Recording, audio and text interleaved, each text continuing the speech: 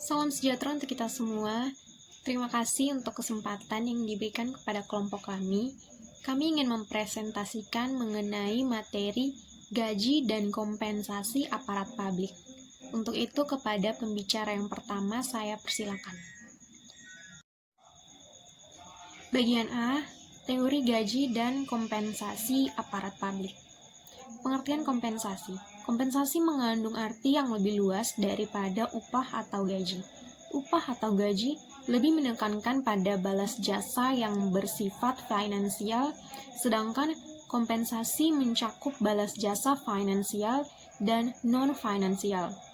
Kompensasi merupakan pemberian balas jasa baik secara langsung berupa uang maupun tidak langsung berupa penghargaan.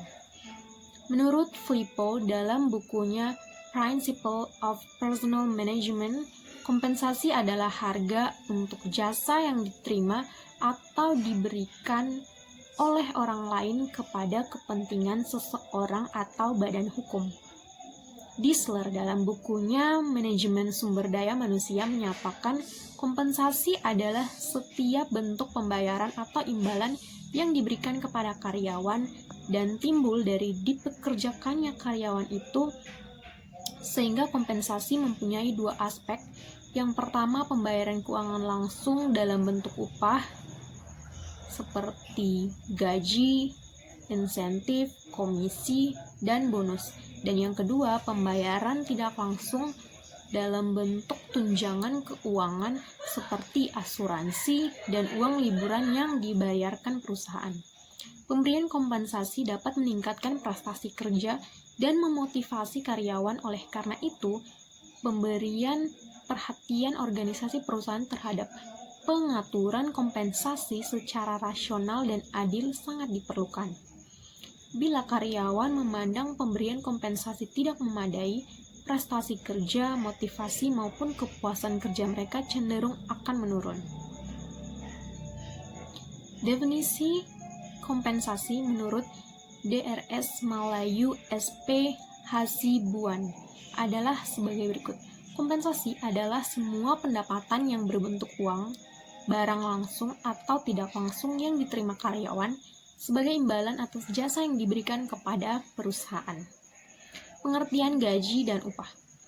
Gaji adalah balas jasa dalam bentuk uang yang diterima pegawai sebagai konsekuensi dari kedudukannya sebagai seorang pegawai yang memberikan sumbangan dalam mencapai tujuan organisasi, atau dapat juga dikatakan sebagai bayaran tetap yang diterima seorang dari keanggotaannya dalam sebuah organisasi. Adapun upah adalah kata lain dari gaji yang seringkali ditujukan pada pegawai tertentu, biasanya pada pegawai bagian operasi.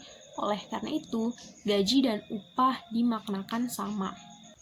Langkah-langkah dalam penentuan gaji dan upah.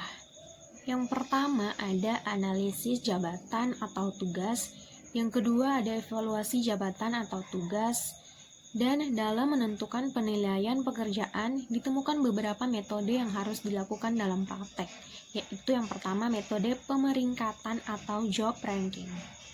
Metode pemeringkatan adalah menilai tingkat kepentingan secara umum dari suatu pekerjaan dibandingkan dengan pekerjaan yang lain, atau mengurutkan pekerjaan menurut tingkat kepentingannya dengan cara mempelajari informasi analisis jabatan.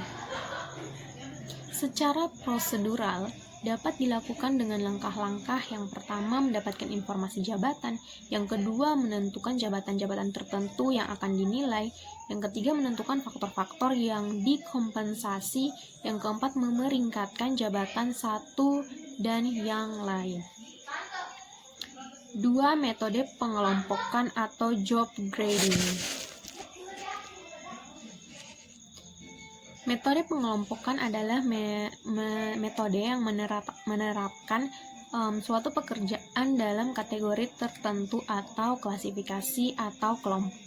Langkah-langkah yang dapat dilakukan dalam penentuannya adalah yang pertama, Mengembangkan kelas yang membuat uraian tingkatan berdasarkan faktor-faktor yang dapat dikompensasi. Yang kedua, mengelompokkan jabatan-jabatan yang ada sesuai dengan klasifikasi atau tingkatan yang sudah ditentukan. Yang ketiga, menentukan besarnya gaji. Dan yang keempat, metode perbandingan faktor. Yang berikut ada penentuan metode point atau point system. Metode ini dilakukan dengan cara menentukan poin atau angka atau faktor-faktor yang dapat dikompensasi. Yang berikut ada survei gaji dan upah. Survei gaji dan upah merupakan kegiatan untuk mengetahui tingkat gaji yang berlaku secara umum dalam perusahaan-perusahaan yang mempunyai jabatan yang sejenis. Yang berikut adalah penentuan tingkat gaji. Setelah evaluasi jabatan dilakukan untuk menciptakan keadilan internal yang menghasilkan rangkaian jabatan dan melakukan survei tentang gaji yang berlaku di pasaran tenaga kerja. Selanjutnya adalah penentuan gaji. Yang berikut ada penentuan struktur gaji. Dalam suatu perusahaan besar dengan jumlah jabatan yang sangat banyak, mungkin atau ada ratusan atau ribuan, berdasarkan penjelasan di atas, akan dapat ditentukan poinnya masing-masing dan juga tingkat gajinya. Tantangan dalam penentuan gaji dan upah. Meskipun sudah dilakukan evaluasi jabatan yang sangat hati-hati, yang menghasilkan rangkaian atau klasifikasi jabatan, dan dapat ditentukan gaji yang layak sesuai dengan kelasnya, seringkali hal itu tidak dapat dilakukan sebab di luar hal tersebut masih ada sejumlah faktor atau kekuatan yang mempengaruhi tingkat gaji yang sering di luar kemampuan perusahaan untuk mengendalikannya. Faktor ini sekaligus menjadi tantangan dalam perencanaan dan penentuan gaji. Faktor-faktor ini yang pertama tingkat gaji yang lazim, yang kedua serikat buruh, yang ketiga pemerintah, yang keempat kebijakan dan strategi penggajian, yang kelima faktor internasional, yang keenam nilai yang sebanding dan pembayaran yang sama, yang ketujuh biaya dan produktivitas. Nama saya Rusdiana Dukiradi, B. Sistem gaji dan kompensasi aparat politik. Sistem kompensasi yang baik akan mampu memberikan kepuasan bagi karyawan dan mungkin saja perusahaan dapat mempertahankan karyawannya juga. Dikarenakan kompensasi mempunyai arti penting bagi perusahaan, di mana kompensasi dapat mempertahankan dan meningkatkan kesejahteraan karyawannya. Kompensasi sangat penting bagi karyawan itu sendiri sebagai individu, karena besarnya kompensasi merupakan ukuran nilai pekerjaan karyawan itu sendiri. Kompensasi memiliki fungsi yang cukup penting di dalam memperlancar jalannya roda perusahaan. Fungsi-fungsi kompensasi adalah A. Penggunaan SDM secara lebih efisien dan efektif. B. Mendorong stabilitas dan pertumbuhan ekonomi. Sebagai bagian dari manajemen SDM, pemberian kompensasi bertujuan untuk A. Memperoleh karyawan yang memenuhi persyaratan. B. Mempertahankan karyawan yang ada. C. Menjamin keadilan. D. Menghargai perilaku dan yang diinginkan. E. Mengendalikan biaya-biaya. F. Memenuhi aturan hukum. Untuk memenuhi tujuan-tujuan di atas, perlu diikuti tahapan-tahapan manajemen kompensasi antara lain sebagai berikut. 1. Mengevaluasi tiap pekerjaan dengan menggunakan informasi analisis pekerjaan. 2. Melakukan survei dan upah untuk menentukan keadilan eksternal yang didasarkan pada upah pembayaran di pasar kerja. 3. Menilai harga tiap pekerjaan untuk menentukan pembayaran upah yang didasarkan pada keadilan internal dan eksternal. Pemberian kompensasi ada beberapa faktor yang mempengaruhinya, antara lain 1. Faktor internal perusahaan. 2. Faktor pribadi karyawan. 3. Faktor eksternal. Baik, saya akan menjelaskan siklus gaji dan kompensasi aparat politik. Pada siklus penggajian terdapat 5 siklus utama, yaitu yang pertama melakukan pembaruan. Aktivitas pertama pada siklus penggajian adalah pembaruan pusat database penggajian supaya data yang ada pada perusahaan menunjukkan kondisi sebenarnya, terutama perubahan yang terjadi secara internal di perusahaan seperti rekrutmen karyawan baru, pemberhentian karyawan, perubahan tarif gaji, atau perubahan potongan gaji karyawan. Yang kedua, validasi waktu dan data kehadiran. Perusahaan memiliki karyawan dengan berbagai fungsi. Dengan adanya bermacam-macam fungsi dalam perusahaan menyebabkan berbagai variasi skema penggajian karyawan. Penggunaan time card untuk karyawan yang mempunyai basis perhitungan jam untuk menentukan pembayaran uang yang diterima karyawan. Sementara untuk karyawan yang mendapatkan gaji bulanan tidak lagi menggunakan time card untuk mencatat kedatangan, namun dari laporan supervisor yang memantau kehadiran karyawan. Karyawan di fungsi penjualan mendapatkan pembayaran berdasarkan gaji dan komisi yang diterima dari hasil penjualan produk yang mereka lakukan. Dengan adanya insentif, komisi, dan bonus memerlukan sinkronisasi data sistem penggajian dengan sistem informasi dari siklus lain untuk mengkalkulasi data sebagai dasar pembagian bonus. Yang ketiga ada mempersiapkan penggajian. Dalam mempersiapkan penggajian, perusahaan biasanya akan melakukan beberapa tahapan. Tahapan pertama yang dilakukan perusahaan adalah sistem penggajian melakukan pengumpulan data dari berbagai siklus terutama yang mempunyai perhitungan gaji yang unik. Yang keempat, melakukan pengeluaran kas untuk penggajian. Setiap slip gaji telah dipersiapkan, maka aktivitas selanjutnya adalah melakukan pengeluaran kas untuk penggajian. Sistem penggajian mengirimkan data ke sistem utang untuk kemudian ditinjau dan disetujui. Perusahaan kemudian membuat cek untuk mencairkan gaji tersebut yang kemudian dikirimkan ke pihak bank agar pihak bank melakukan transfer gaji ke masing-masing rekening karyawan. Dan yang kelima, menghitung potongan pajak, dana pensiun, dan potongan lainnya. Aktivitas terakhir dari siklus penggajian adalah menghitung pajak dan potongan untuk imbalan kerja, kemudian menyetorkan kepada pemerintah atau perusahaan yang menaungi program imbalan kerja karyawan. Saya Anggriani Sulistiangongo akan menjelaskan mengenai D. Teknik gaji dan kompensasi aparat publik. 5 macam teknik gaji dan kompensasi aparat publik yang diberikan perusahaan kepada karyawan. Yang pertama itu gaji atau upah. Setiap karyawan sudah pasti mendapatkan kompensasi berupa gaji ataupun upah.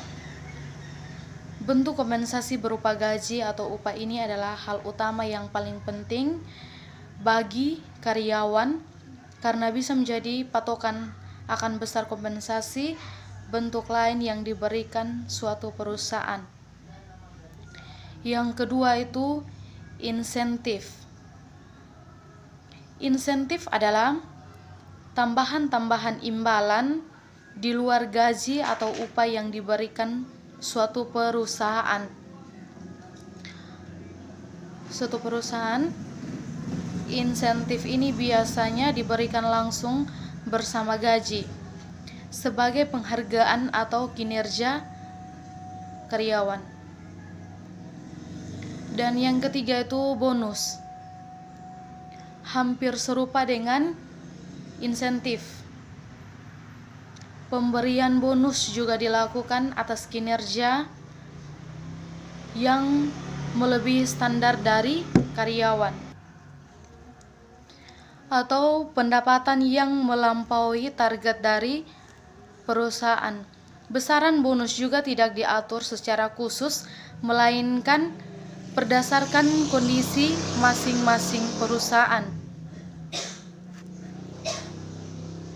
Yang keempat itu tunjangan. Bentuk kompensasi lainnya adalah tunjangan. Tunjangan ini biasanya meliputi asuransi kesehatan atau BPJS kesehatan, asuransi ketenagakerjaan, BPJS ketenagakerjaan,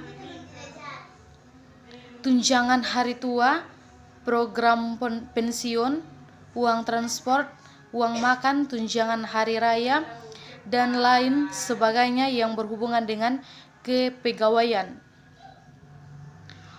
Salah satu yang sering menjadi pertimbangan besar karyawan dalam memilih suatu perusahaan selain soal gaji adalah tunjangan. Hal ini karena tunjangan memiliki peran dalam kenyamanan ketenagaan mereka untuk hal-hal langsung bagi dirinya maupun yang tak terduga seperti kesehatan dan pasca pensiun. Yang kelima itu fasilitas. Bentuk kompensasi yang bisa dirasakan karyawan namun tidak berbentuk uang adalah fasilitas yang diberikan perusahaan untuk keberlangsungan kerja. Fasilitas ini diberikan agar karyawan tidak perlu lagi memikirkan hal-hal yang tidak berkaitan dengan pekerjaan selama mereka bekerja, seperti lingkungan kerja yang nyaman, fasilitas parkir, fasilitas penunjang kerja seperti komputer, kendaraan dinas, hingga bisa juga berupa keanggotaan di suatu klub. Kompensasi yang layak yang diberikan oleh suatu perusahaan kepada karyawan berbanding lurus dengan tingkat kepuasan kerja yang juga kinerja karyawan tersebut. Perkenalkan, nama saya Windy Dali. Di sini saya akan menjelaskan materi yang terakhir, yaitu contoh gaji dan kompensasi aparat publik. Jaminan sosial adalah salah satu bentuk perlindungan sosial untuk menjamin seluruh rakyat agar dapat memenuhi kebutuhan dasar hidupnya yang layak. Sistem jaminan sosial nasional adalah suatu tata cara penyelenggaraan program jaminan sosial oleh beberapa badan penyelenggaraan jaminan sosial. Di lingkungan pegawai negeri sipil atau yang biasa disebut PNS, telah dikembangkan program dana tabungan dan asuransi pegawai negeri atau yang biasa disebut juga dengan TASPEN yang dibentuk dengan peraturan pemerintah nomor 26 tahun 1981